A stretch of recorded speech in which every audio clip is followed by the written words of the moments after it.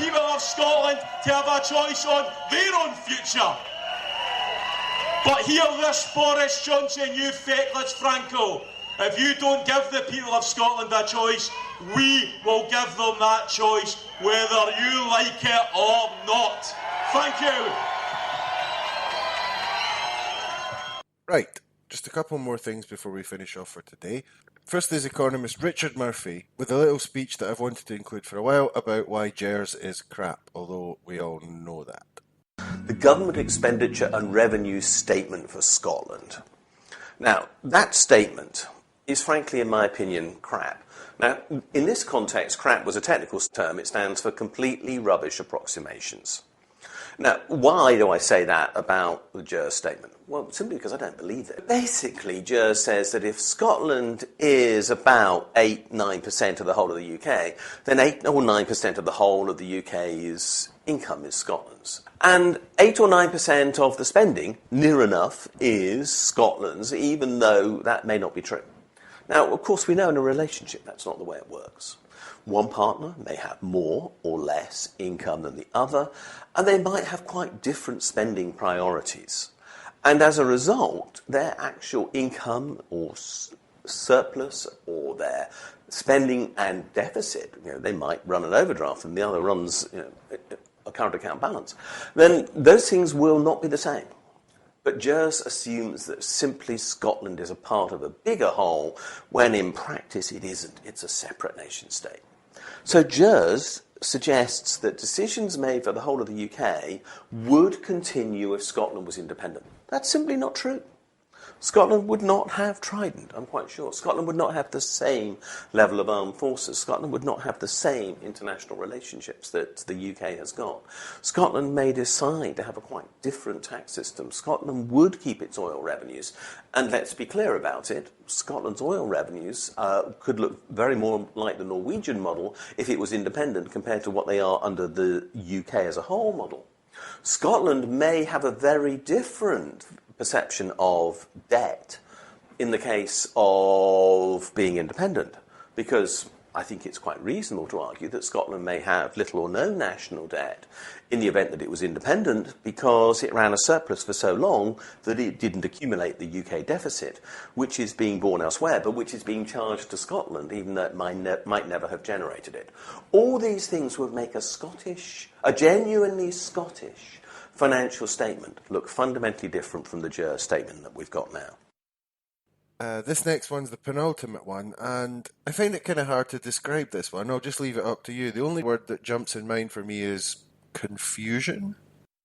To say something that I never thought I'd leave my mouth, which is I think Boris Johnson's done a brilliant job with going over there. Everybody said, oh, he won't do this, he can't do that. Yeah. You know what I mean? But he's proven everybody wrong. And from my perspective, it seems to me that no matter, he's just knocking things out of the park and people just can't stand it. And that's really got, people like myself, more interested again. Like, oh, actually, this guy wants to do it for the people, wants to do it.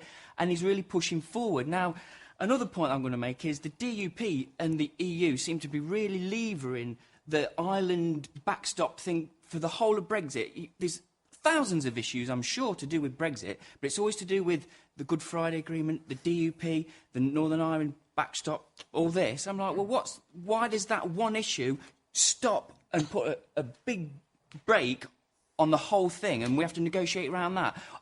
Why doesn't it, it's going to sound crazy, but Ireland being referred to as Ireland, the island of Ireland, why don't we try and just get that as an island again, and then we can carry on with our own thing? What, just no longer have Northern Ireland... Break up the Union? Yes, break up, no longer have it as part of just the United Kingdom. Ireland, the whole of Ireland. Okay. So, last up for this episode, and it seems like Billy Connolly has finally changed his mind. Always finish on a high note. After that, we'll play out with a song, and I'll speak to you next time. Scotland's in great shape. Politically, it's in extraordinary shape. It's beginning to stand alone. And they won't take crap anymore. They don't want to settle for whoever England votes for. Would you like to see Scotland be independent? I don't know if Scotland would like it. I would like it.